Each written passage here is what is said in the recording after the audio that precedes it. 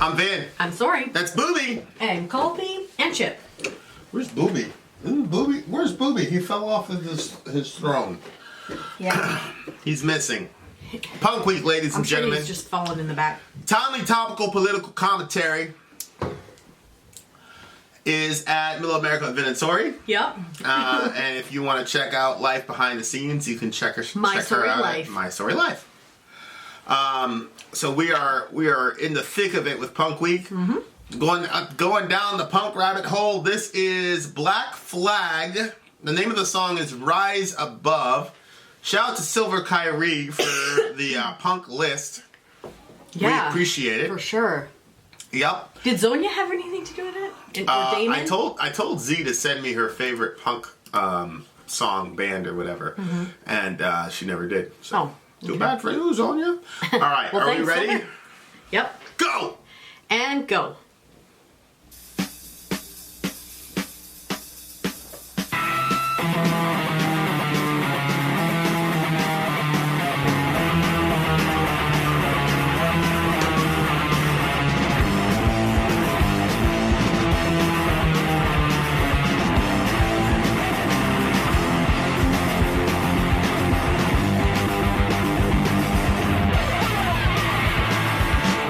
Cowards, trying to cold. Rise above, we're gonna rise above. They distort what we say. Rise above, we're gonna rise above. Try to stop what we do.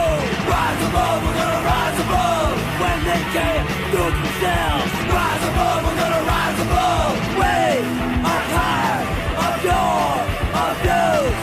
Try to stop us. It's no use. Societies are of control.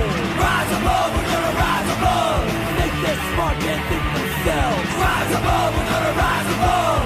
Laugh at us behind our back.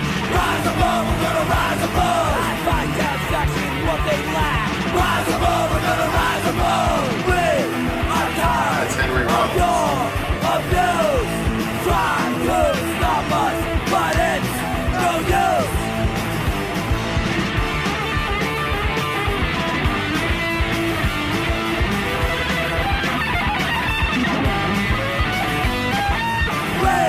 Are tired of your abuse.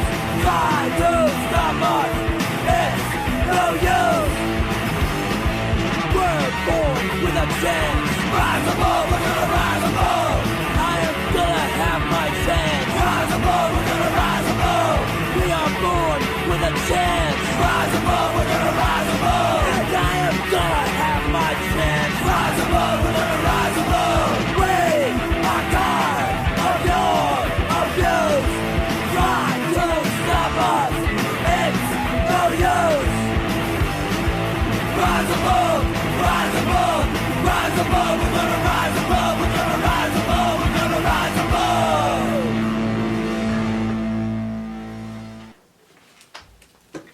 Did you think that some of it sounds like, you know how when you hear people protesting? Yeah. It sounded like a protest. Whoa, babe. Put to music. That thing just needs to move back to the wall. I mean, that's punk. Yeah, well, I just got that now, that's what they're they're replicating. Yeah. Yeah. They all have all these cadences. What was the one we went to? I went to the Black Lives Matter march. There was like, something. Trump has to go away. Has to go away. Racist, sexist, anti-gay. Yep. Something. Jews will not replace us. Jews will not. Yeah. You know, there's always something. So, this is kind of like the rallying cry. Remember when people used to say that we were protesters? Yes. We never did any of that. No, we never protested. Yeah, I was never a protester. Yeah. I always got when I was given my my deposition, I made a point to say I was not a protester. Yeah. I bet you knew. Wish you knew what we're talking about, but you don't. Sorry, can't say anything. Jealous cowards try to control. They distort what we say. Try and stop what we do. That is true, though. Anytime you have a really big social movement, the powers that be, one of the things they'll do is they'll distort what you say. They will. That's so annoying. They'll purposefully reorient what you said to make it fit their narrative so that other people who might give you a hearing won't. Right. They'll purposely do that. It's a common tactic. But he's saying we're going to rise above it. This is actually so like the God Save the Queen one. Yeah. It was kind of like, I think it was still an important song because you're tapping into the angst of the people that are there at the time. Mm-hmm. But it's not necessarily very empowering. Right. You see what I'm saying? Like, I guess it's empowering in the sense of being able to say, hey, I just made a cheeseburger out of this crazy sacred cow. Mm-hmm. Right? And from that perspective, I can appreciate it. But as far as like, I wouldn't walk away from that song. What are you supposed to do with that in the real world? Right. I wouldn't walk away from that song feeling like a powerful person. Mm-hmm. I would just feel like I have the power to piss people off. That's about it. Yeah. This song, and I'm not criticizing it because I think that the God Save the Queen song has its own. The thing is, I wasn't there at the time. Yeah. I wasn't in the UK at the time. So I wasn't alive. I wasn't on the planet. I wasn't on the planet for this one either. But the point is, I don't know what was pissing young people off about growing up in England at the time. Mm-hmm. And what that had to do with the Queen. So I'm having a hard time relating to it. Because it's not universal. It's God Save the Queen. You're mad at the Queen. I'm an American. I've never been in that situation. Mm.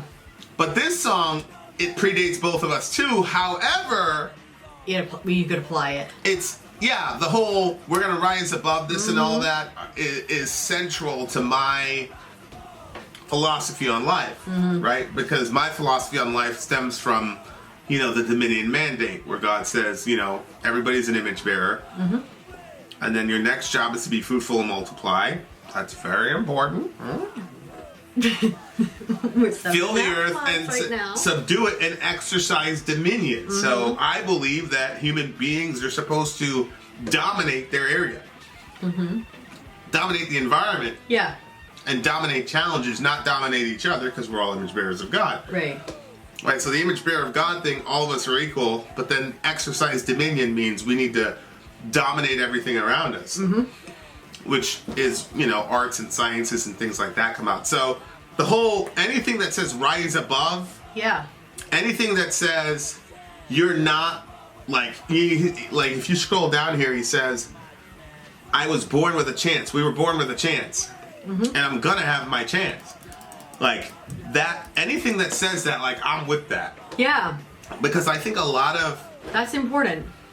A lot of social movements are based on victimization, and sometimes it's legitimate. Like, a victim is a person who a crime has been committed against, right? So there is a sense in which, sure, it's valid, you were a victim, but it's not very empowering, And so there's a difference between that and then approaching the situation as, this is my birthright, because that's what he's saying. Yeah. We're born with a chance. And I think the movements that stick stem from that type of idea. Better than I am a victim, right? So, and what's interesting is the Founding Fathers in America, that's exactly what they did in the Declaration of Independence. We hold these truths to be self-evident that all men are created equal and endowed with certain inalienable rights given to them by their Creator. Among these are life, liberty, pursuit of happiness. So, like, that is basically saying, this is my birthright. You don't have the right to take this from me because you're not the one who gave it to me. And so, orchestrating social movements around that concept are much more effective because they're empowering. Yep. The people somebody with that mindset is more likely able to rise above rather than somebody who's like, I'm a victim. Right, because I don't have a chance. Right, because they feel powerful. Yeah. It's a powerful posture, right? And so, you can say, there's a song, can't nobody take my pride, can't nobody hold me down, oh no, I got to keep on moving. Of course, you don't know that because that's from my culture. So if somebody did a reaction video to that song, like, you've never heard that song before, what's wrong with you? But the point is, again, that's the idea of nobody's gonna hold me down, nobody's gonna take my pride. Like, You know, so you can have, if you write songs about people holding you down, because the thing is, that's saying we're going to rise above, which means that there's something trying to keep them down. Yep. But they're not focusing on what the other person's doing. They're focusing on what they're going to do. Yeah. Right? And so that shifts the power and the empowerment to the person that's the victim. Yeah. Right? And so that's really, really important. And I'll tell you what, the people in power much rather the victim language than this language. Oh, for sure. Right? So that's why... Because these type of people, well, they say we're something about control? Did they say anything about control? Yeah, the abuse and... Well, they said, yeah, we're tired of your abuse. Try to stop us, but it's no use. So they're not going to be... Well, they did say something about control. Yeah, jealous cowards try to control. Yeah. Right. And yeah, and so the people in power, there it is again, society's arms of control. Yeah. People in power love victim language. They will say that they don't like it. And so, like, for example, right-wingers coined this term snowflake. Yeah. You know, and they'll say that they don't like it. They're like, I'm so tired of hearing the victim language. But if the people that were using the victim language ever changed and got empowered and you started using empowering language, that's when which is the reason why Malcolm X is looked at a certain way and Martin Luther King is looked at another way. No, it's true. Because Martin Luther King Jr. was saying, oh yeah, let's go and let's get the dogs to attack us and stuff, and look at all these horrible things that are happening to us, and and da da da da. And then Malcolm X was coming on saying, by any means necessary, if you come to my house and you try to hurt my wife or kids, I'll kill you. Yeah. I don't care who you are. I don't care, white, black, you're a police officer, whatever. I'll kill you if you come to my house. That type of voice, you don't want to publicize that type of guy. Yeah. Because when people are being oppressed, there's a lot of seething anger underneath it. And so you want to go with the Martin Luther King who's saying, hey, I just want to eat in your restaurant and all this. Malcolm was saying, why do we want to eat in these people's restaurant? Make your own restaurant. Screw those people. Well, you don't want that. Because you still want the black guy coming to your restaurant. You just don't want to sit with him. Right. You don't want to respect him as a human being. But you still want his money. You do want that capital. Yeah. The last thing you want is for people you're trying to oppress to open their own businesses. Right. And so... this type of rhetoric is way more powerful. Black Wall Street proved that too. Yeah, Black Wall Street proved that. Look what they did to Black Wall Street. Go Google it. You'll see. Yeah. Like, and I'm not saying there's nothing inherently oppressive about white people. I'm saying that's why I said oppressors, because it doesn't matter. There's always going to be people that want to take power and exercise dominion over other people instead of their environment, and so. That's going to happen, but when you have messages like this, it's just way more effective as an organizational principle than victim rhetoric. Right. And so you have, and what's interesting is there are certain movements who've been fighting for equality for decades, so they know how to do that. So for example, in the 90s there was a lot of Pan-Africanism, black pride, black power, Africa, blah blah blah blah blah, because we already realized, hey, nobody's going to give you anything. You've got to kind of create your own space for dignity. And it's the same thing that happened with the LGBT community. There was all this, oh come on guys, we just want to, and then you had the Stonewall riots. Yep. Right. Where it's like, oh, okay, you want to harass these gay people, you want to harass these trans people, well, you're in their territory. So what happens when they get violent? I'm not advocating violence, but that was a landmark moment in LGBT, in American history, where they started saying, you know what? No, we're not doing this, oh, please accept us thing. Like, you want to mess with us, we're going to put screws to you. It doesn't matter. And then you can go home and tell your wife that you got beat up by a whatever. You know what I mean? And so this type of language is a lot more effective in social movements than the other thing. And if the people that everybody calls SJWs, if they were all get together and completely revise... Yeah, that would be crazy. ...their rhetoric... Yeah. it would be a problem. You would see the people on the right side of the aisle would react in a way that's very shocking to a lot of people. Mm-hmm. So, but as long as you're getting insulted by this snowflake thing and whatever, and there's this constant loop of, you know, they're not worried about it. You're a snowflake, and no, I'm not, and well, the snowflakes get together for an avalanche, and blah blah blah. You know, we're gonna be a blizzard. You know, as long as you're doing this petty arguing at this level, you're benefiting the oppressor. The oppressor wins in that battle. Yep. You know, but if you start using language like this, there's a problem. You rise above. There's a problem because now the emphasis is on what you're gonna do, not how bad the other people are. Yep. You know. So, anyway, very important message. That was Henry Rollins in that video, so I don't know if he's part of the band or if he's a singer or what. What did that guy have written on his... There was like a paper taped to him? I don't know. I couldn't see it. I was like, what is that? It was something, probably something very significant. But that guy was Henry Rollins, and Henry Rollins, he's... To be honest with you, I don't really know what he does. I just know who he is. I have no idea who he is. But... He came out with a song one time that I want to show you. It's called Liar. It's a very interesting song.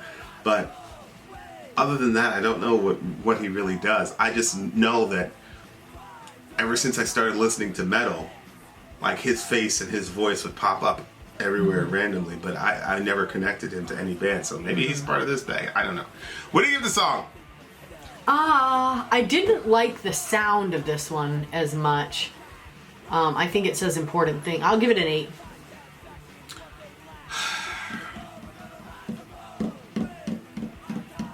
I feel terrible because I've given out like 3 straight 10s. You think it's a 10 worthy?